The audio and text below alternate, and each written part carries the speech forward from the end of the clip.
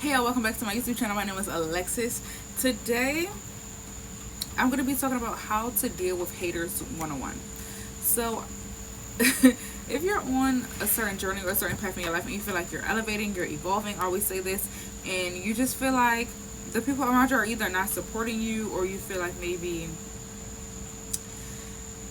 they're just not supporting you, or maybe they're like talking to you weird or being weird. I'm feeling the energy of like, I've had people come to me, like different friends or clients come to me and tell me like they feel excited about their journey and the way it's going, but they have like friends or family or like even people, their relationship, like their spouse or their partner, telling them like that they don't support them, or like basically trying to backtrack them or talk them down back into the space that they were before. But no, here we go.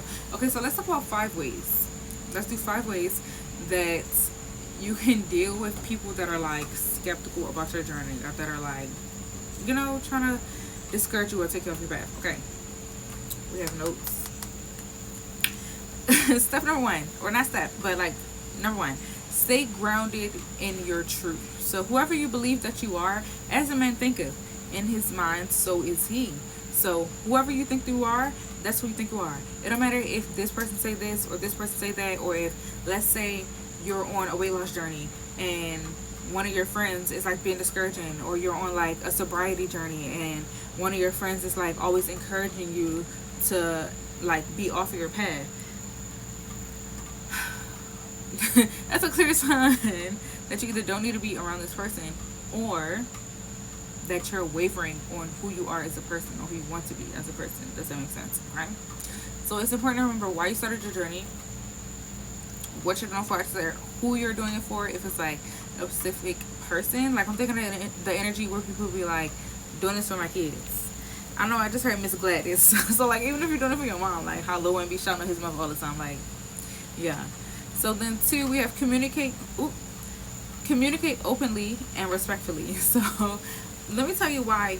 I have like a list of videos that I want to do, or like topics I want to touch on, or like, whatever, or like, yeah. So one of the things that I was thinking about this topic in particular is that I didn't know if I was qualified to like make a video about this. I know that sounds weird because like I've had clients come to me and I've like coached people on this. I've helped people in my personal life with this, but it's like when I'm like talking to a multitude of people, like I'm talking to masses, obviously, when I'm talking on YouTube. So it's like certain topics that I don't want to make videos about, or I don't want to speak on, because I'm like, am I even qualified to do that? And this topic specifically is like basically how to deal with people that are haters, like how to deal with people that don't support you or whatever. Not to say somebody's a hater if they don't support you, but like people that blatantly don't support you, that like blatantly make it their business to like down talk what you do or how you feel about something. And I'm like, am I even qualified? Because my solution is just cuss them out. Like, say fuck them, cut them off, block them. That's what I would do. But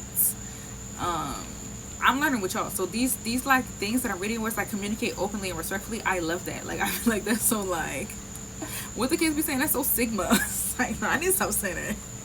But like, honestly, communicate openly and respectfully about your feelings. Like, if someone is, I just heard, going against or like combating something that you feel, I don't have people do that a lot. Like, I will state my opinion or express how I feel about something, and they'll be like, well, I feel like that. Well, okay.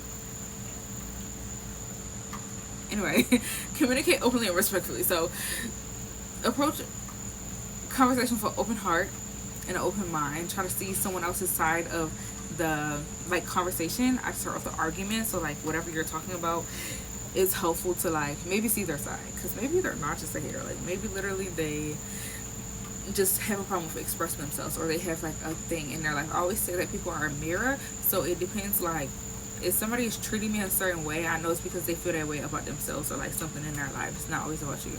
So 3rd is set boundaries. I feel like that's definitely important, to set boundaries if someone is like being weird to you. And that's where I feel like I have my strong suit at, when I was like, I'll just cut somebody off or just block somebody, and that's like me setting boundaries. So I feel like that's why I have that on the list, to set boundaries. If someone is treating you weird or treating you uncomfortable, or like not supporting you or not giving you the energy that you need, definitely set boundaries. 4 is seek support from like-minded individuals.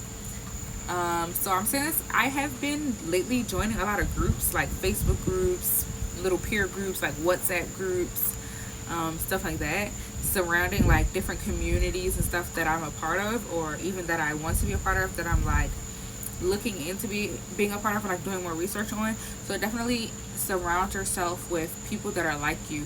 Another thing that I always say is that I refuse to like debate on opposing opinions. And I know that's like some people like debating is healthy, or like it's, I just don't care. Like I would prefer to like commune, like I would prefer to be in community with like-minded people, or at least people where we can like peacefully find a strategy or like common ground for things we disagree with.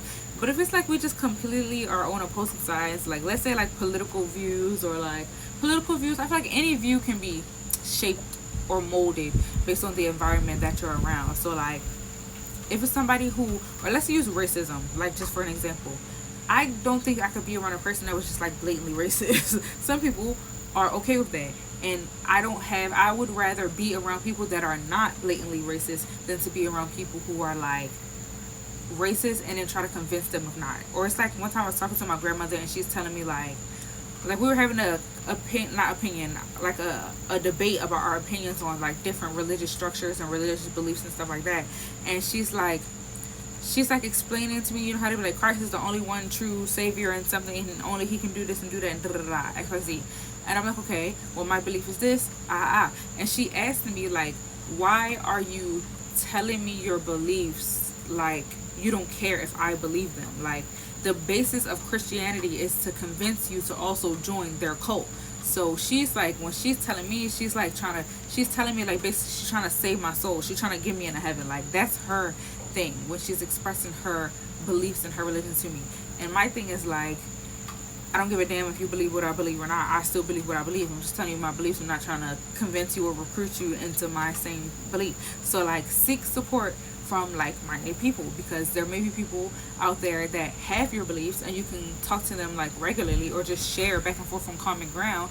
And then there's people who are gonna oppose everything that you say simply because they don't have a solid belief to stand on by themselves. Like the belief that they have is curated from a fear, it's curated from a childhood, it's curated from a trauma. I just heard like whatever. Can't reason with those people. Seek support from people that are like you if you want to stay away from hating ass people. Okay, so finally step 5 is to lead by example. And I love that. I literally love that, lead by example, because sure, most people I feel like who are hating on a thing is because they're not in a position to lead a thing. Like you don't have nothing going on for yourself, so you have to hate on everybody else. So in order for you to stay away from haters and also not be a hater yourself, like if you're literally not with it, you don't be a hater, be a leader. Lead by example. Like you set the tone for what's going on. It's not for you to hate on, because you are running the show. Like you're deciding who's doing what. It reminds me of Aquarius energy, like myself, like a trendsetter. Like you can't be mad at nothing if you're the one who made it up, or else you can only just be mad at your damn self. Okay, yeah. So that's what I have for today. I hope this helps. I hope this resonates with somebody. I hope somebody to deal with somebody in their life maybe that's not supporting them. I keep saying not supporting, and what I mean by that is like, I'm just saying, what I mean by that is like just somebody who, let's say you have like a goal or a business or a dream. You're like, I want to be a singer, and you have this like partner that's like, you can't sing, bitch, and you're like, that's rude. What if I just want to learn how to sing? I don't know, but anything like that along those lines, take that example and use it. It's like, if you have this type of energy in your life, I hope this video helps you to deal with that, or deal with that type of person, like someone who's just negative, kind of skeptical, or like just weird.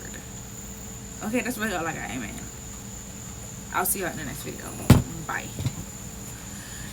Get out of here.